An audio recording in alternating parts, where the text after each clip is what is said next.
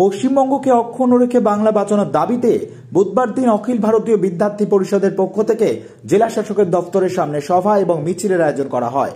এর আগেও উত্তর 24 পরগনার বারাসাতের বিভিন্ন রাজপথ পরিক্রম করে এই মিছিল। বারাসাত কলেজ, বারাসাত সরকারি কলেজ হয়ে এই মিছিল শেষ পর্যন্ত যায় জেলা শাসকের দপ্তরের সামনে। মূলত 8 দফা দাবি নিয়ে তাদের এই স্মারকলিপি বলেই জানা গিয়েছে। এদিকে এবিভিপির এই মিছিল ও সভা ঘিরে পুলিশি নিরাপত্তা ছিল চোখে পড়ার মতো। আমাদের আজকে সারা ওয়েস্ট বেঙ্গল জুড়ে আজকে 6 তারিখ ওয়েস্ট বেঙ্গল জুড়ে ডেপুটেশন পর্ব চলছে। ডেপুটেশনের আমাদের 5টা দাবি নিয়ে আমরা এসেছি। 5টা দাবির মধ্যে রয়েছে, আপনারা নিজেই দেখে নিন, রয়েছে সুরক্ষিত নারী, সুরক্ষিত বাংলা। সুরক্ষিত নারী, সুরক্ষিত বাংলা আমরা বুঝতে পারছি আমাদের রাজ্যে নারী সুরক্ষা নেই। বলতে গেলে নারী সুরক্ষা কোথায়? না কলেজ চলে নারী সুরক্ষা আছে, না রাস্তায়। আজ একটা ছোট শিশুরাও খেলা পাচ্ছে না। সুরক্ষার দাবি আমরা সর্বস্তরে করছি। আর আমাদের সুরক্ষিত নারী, সুরক্ষিত বাংলা আমাদের এভিপি স্লোগান। তো সেই ক্ষেত্রে আমরা এই দাবিটা রেখেছি। দ্বিতীয় দাবি আছে ভিক্ষা নয়, শিক্ষা চাই, কর্মস্থলে সুযোগ চাই। তার মানে আমাদের শিক্ষাটা ভিক্ষা নয়। আজকে যে কোনো জায়গায় আমরা শিক্ষা নিচ্ছি কিন্তু চাকরি পাচ্ছি না। সেক্ষেত্রে চাকরি উইদাউট মানিতে চাকরি হচ্ছে না, চাকরির ক্ষেত্রে কট মানি।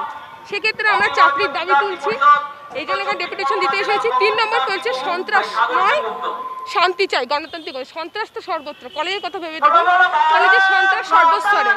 কারণ আমাদের দেখা যাবে কিছু মাস আগে শোনা গেছে যে আমাদের কেউ এমন হচ্ছে যে কলেজে কেউ আসছে কোনো মেয়েদের উপর অত্যাচার করাচ্ছে, এভিপি করছে দেখে সেই মেয়ের উপর অত্যাচার করা হচ্ছে, বিভিন্ন তাদেরকে গায়ে হাত দেওয়া হচ্ছে, নোংরা নোংরা ইঙ্গিত করা হচ্ছে। তো এখানে আর তাছাড়া ছেলেদের যারা আমাদের হলো কার্যকর্তা, তাদের উপরে এভিপি করার কারণে, শুধুমাত্র এভিপি করার কারণে অত্যাচার করছে। এবং সাধারণ ছাত্র যুবতীদের কথা বাদই দেওয়া যায়, কারণ তাদের ক্ষেত্রে অন্যরকম ব্যবহার হচ্ছে। তাদেরকে ব্যবহার এরকম হচ্ছে যে কলেজে ভর্তি করছে, তারা যদি প্রতিবাদ করে, তারা কোনো সংগঠন না করুক, তারা যদি প্রতিবাদ করে তাদেরকে থ্রেট করা হচ্ছে। তো এরকম কলেজ স্তর থেকে শুরু করে আমি সব স্তরে সন্ত্রাস মুক্ত দেখতে চাই। আর তারা যে মুসলিমদের সঙ্গে কথা বলা হচ্ছে, এটা যেই আমরা মুসলিমের বিরুদ্ধে নই, কিন্তু আমরা একটা গণতান্ত্রিক দেশে বসবাস করি, সবাই আমরা ইকুয়ালিটি। আমাদের বলা হয় আমরা সেকুলার কান্ট্রি, তাহলে বিশেষ সম্প্রদায়কে আমাদের তোষণ থেকে আমরা রাখতে চাই না। বিশেষ সম্প্রদায়কে আমরা তোষণ করা হোক এটা আমরা চাই না। যদি দেওয়া হয় কোনো ছাত্রীদের দেওয়া হচ্ছে, কেন হবে যে একটা নির্দিষ্ট সম্প্রদায়ের ছাত্রীরা সুযোগ পাবে সেটা না। আমাদের যদি আমি পড়াশোনা করে বেরোচ্ছি, আমি যে সম্প্রদায় হোক, আমি ভারতবাসী, প্রথম আমাদের আইন কি ন্যাশনালিটি ইন্ডিয়ান হিসেবে তাকে সুযোগটা পাবে তার মেধা হিসেবে। কলেজে তো মেধা হিসেবে ভর্তি নেই।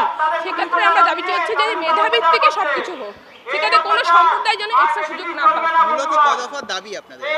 আমাদের মেইনলি 8 দফা দাবি, কারণ 5 দফা দাবি, এই যে 5 দফা দাবি সেটা আমাদের এখানকার মানে সেটা হলো রাজ্য থেকে দাবি ডিক্লেয়ার করা হয়েছে। আর 3 দফা দাবি সেটা জেলার জন্য।